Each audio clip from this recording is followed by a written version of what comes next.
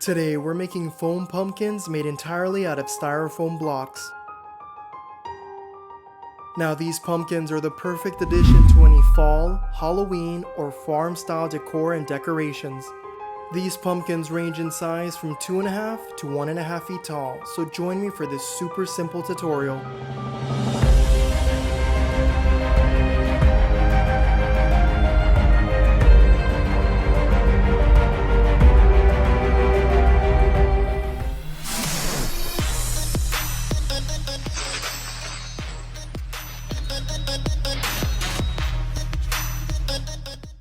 To begin making our styrofoam pumpkins, we need styrofoam blocks.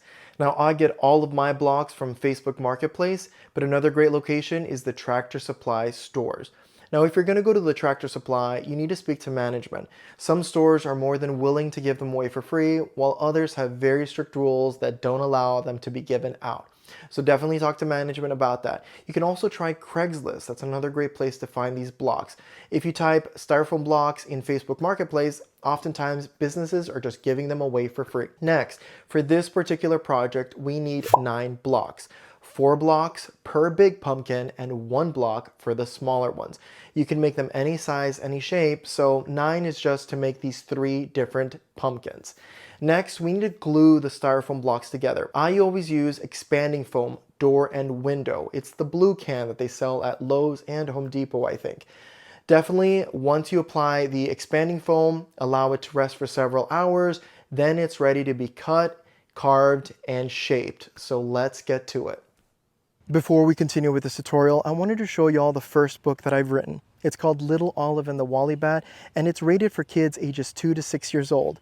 It follows a brave little olive that gets lost and is found by a very helpful brown bat.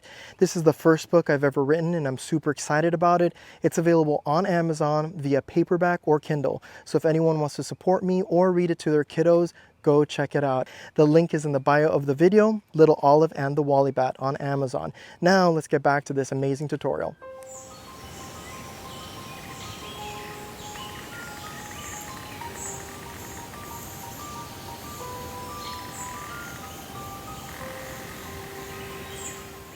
So once this is dry, we can remove the ratchet straps, or if you had bricks or wood holding it together.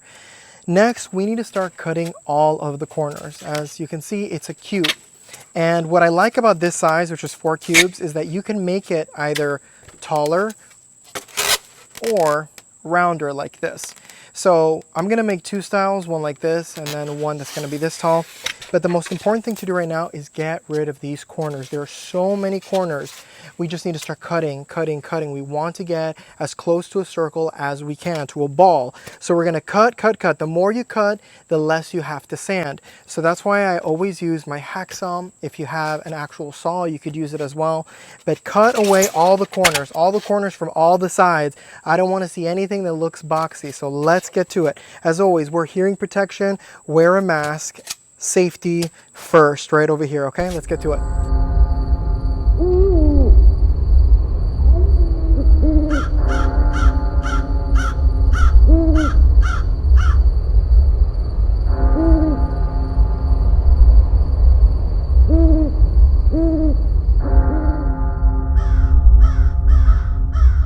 As you can see, we have a round shape going, so we're doing really good. We've been cutting a lot with our hacksaw, but now it's time to smooth this out. I'm going to be using an Orbital Sander that I have right here. This is such a godsend. It'll make your life so much easier if you get an Orbital Sander or a regular sander. We're using 40 grit sandpaper, so it can really take off any hard edges and we can start smoothing it out. After we're done with the 40, we're going to go up to 80 grit, and we're probably going to finish with an 80 or 100 grit sandpaper, just depending on how smooth you want it. But definitely we're doing super good. Wear a mask or a respirator, and make sure you do this outside because it's going to be a lot of dust particles.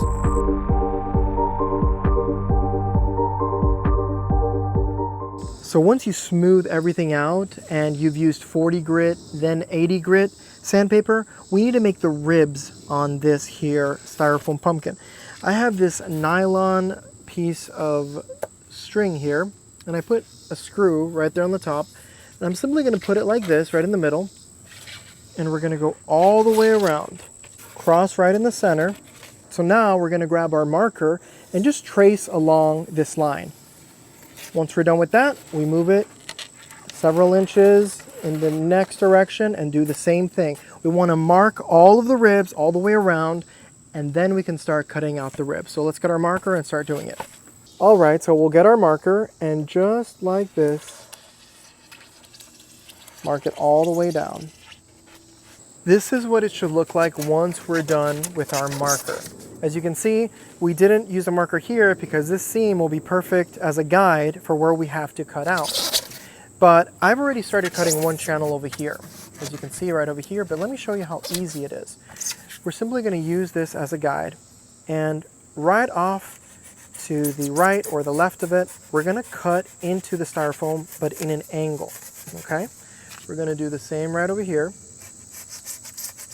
This is an insulation foam cutting knife. Super sharp, I love it. And then with the same knife, we're just going to take what we cut out. And just like that, we start creating our channel.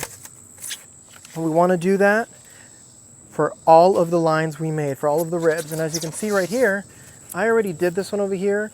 And even though it looks rough, we're going to get some sandpaper and we're going to sand all of it. I'm going to use an 80 grit sandpaper sheet right over here to soften all of these ribs over here. It's going to be pretty awesome.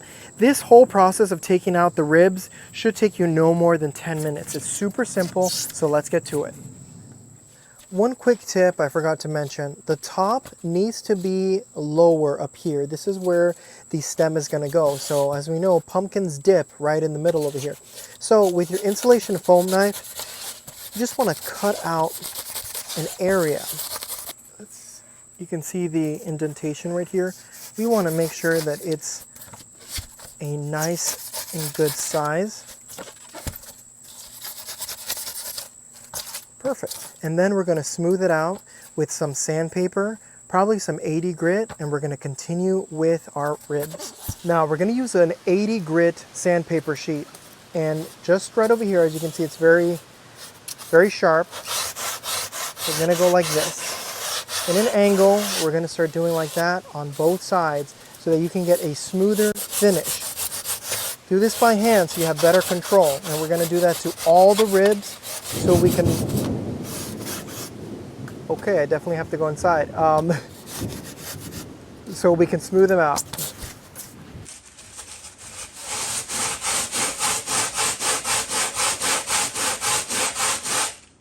So draw your design on the side that you want to start, but I didn't know which one I wanted, so I did 4 different styles. And as you can see, it's very versatile. You can do any size you want. You could do it sideways and then draw a shorter stub instead. So I'm going to get my hot knife, start cutting it out, and let's see if we can get a nice looking stem out of this.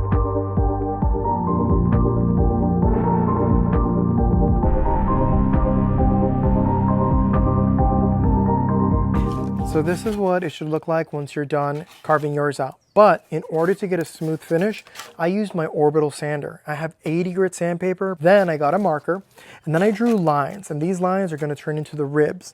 And I made sure that I was following the flow of this curve that we have here. Then I got my hot knife and I went in about 2 inches. Like that. Like that. Followed the line, and then made all of these channels. And I'm going to bring it a little closer so you can see all these channels that I currently have in there. And those channels have to be rounded out. And just like we did the pumpkin, that we did the ribs and the channels, and then we use sandpaper, we're going to use some sandpaper. Maybe I'm going to use a brush to try to scrape off a lot of this so we can round out these edges. And you're going to see how nice it's going to look. So then, see the channel here, right here? So we're just going to get on the sides and we're going to start doing this. Once we're done with one side, we're going to go to the next side and do the same thing. What we're trying to do is round the edges. So we're going to do this until we get a nice rounded look to it. And we'll keep on doing it like that, okay? And we're doing that all the way down, creating these awesome ribs over here. So we need to keep on going at it till they're really nicely rounded, and we'll continue with the stem. So I wanted to talk about a mistake I made while painting these. After I was done sanding them, I decided to paint them. But there were still pockets and rough areas on the styrofoam. And when I was done painting them, you could really see them, and I didn't like that. The workaround was not to sand more because you're just going to take away more area. I decided to coat it with something called Monster Mud. Now, Monster Mud is super simple to make. It's joint compound and exterior grade paint. And all you're doing is mixing it together so you have a thick applesauce-like consistency where you can brush it on to the surface, which smooths out all the areas. So I'm gonna put the ingredients, it's super simple, you just need 2 items. I'm going to put it right here below. And once you mix them together, you can apply it with a regular brush. You can allow it to dry. It takes about 24 hours to dry. Then you can get a sandpaper, 60 grit, even 80 grit, and lightly sand over the areas you need to. None of this was sand after I put the Monster Mud mixture on it, just to show you that it looks so much better and it looks smoother, and I didn't even have to sand it. So do that and then allow it to dry. Once it dries, then you can paint it with the orange paint of your choosing. Of course, this is a custom color that I got, so there's no name for it. I just found an orange piece of pumpkin and I took it to Lowe's and they color matched it. So now I'm gonna show you how to do the actual mixture and then just paint it on. Again, it doesn't have to be orange exterior paint that you mix with the joint compound. It can be any color, but if you have orange, it'll be easier once you apply it to paint it. So let's get to it. If you're making 3 pumpkins, this is all you're gonna need. 1 quart of joint compound, any brand. You need 2 cups of exterior grade paint. It could be orange or it can be any color. I had a can of orange paint, which is super easy. And we need a mixer. Sounds dirty, but I use it all the time. It goes attached to a drill and it makes mixing easier.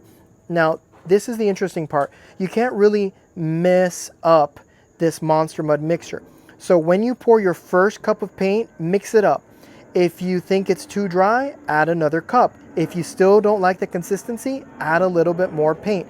Like I said, you want a thick consistency, a little bit thicker than applesauce because it's going to be coated on to the pumpkin to smooth out or fill in all the holes and pits. So that's how you do it. Super simple. Mix it in and then get a brush, a regular paintbrush, and start brushing it on the entire surface of the pumpkin. So this is what the mixture should look like. As you can see, it's pretty thick. It's not like paint. And now we're simply going to apply it all along the skin. And the pitted areas get filled in with this mixture. And we can already see that it's starting to smooth out all the rough areas. As you can see over here, look what happens. We put this like that, and it fills it in just like that. So try to apply this as smooth as possible so that you don't have to sand as much. But just like that, we're already seeing such a difference. And we're going to do that to all the pumpkins. Once the Monster Mud mixture has hardened, this is what it should look like. As you see, the pits and holes that it used to have are less visible. So it looks smoother overall, and it has kind of a hard coat feel to it. So now we can finally paint it the color that I wanted.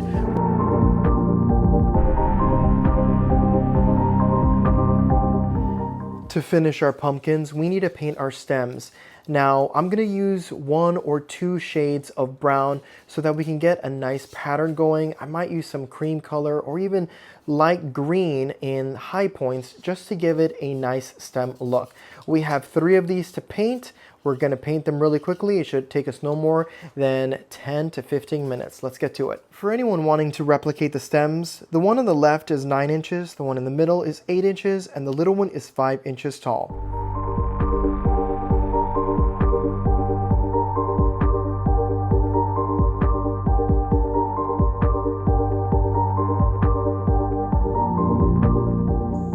To finish off our pumpkins, we give the ribs a different shading. As you can see, I used a golden color for this ribs, which made it super nice. And all I did was use some outdoor acrylic paint. I got this box from Amazon. It comes with so many different colors. You put some on your brush and then you apply it right in here. But it's gonna be too harsh, so we need a sponge. Wet it a little bit so it's damp, and then just go like this. Just like that. And if you want to just rub it down like that. It'll soften the color that you put in there. Now, this one I used a golden color, but let me show you the darker one I used.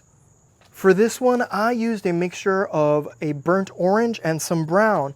I got my brush and then I just spread it all on the inside. Once I'm done, grab your damp sponge and just go like this. Pat it down or gently slide it up and down.